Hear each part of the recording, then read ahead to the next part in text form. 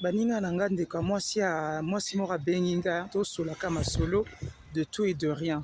Abi likambo moko na souligner yango, abi muna ye atiaka barre très haute, aza nanu jeune, aza elenge mwasi jeune, na akokisi 30 ans te, mais okoma bientôt na 30 ans, et na ye alingi Congolais, oui certes, abi ne Congolais na oluka on azokutana mutu eza un peu bagage intellectuel ezate.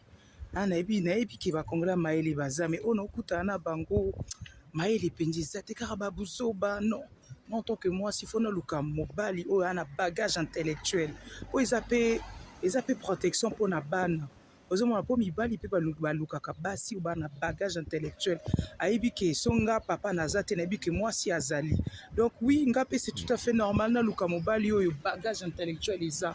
Moni ti toza na monde ba langue étrangère eza, faut que toi na mondialisation onika kozala secteur kaka lingala abi non nga lingi mobali azala ata na anglais mo eza, moi français pe ya bien, moi espagnol, moi ba langue moko étrangère, même ata en Afrique, moi Kiswahili ya loba kaka lingala eza déjà mboka na biso to boyi te. Mais au moins il faut za mobali mo aza na ba bagage intellectuel oyo pe o mata ata oza na C ozo mata, mais yo oza déjà na niveau C, oza suna mobali niveau C. Non, faut penser moko élevé mosusu. Donc couple pour nanga ezali construction, ezali karaté kota la TV, kota la ba koyoka musique, non ezali construction. Bonjour, ezali construction. Boy ça na ba commentaire ceux qui a raison ou pas.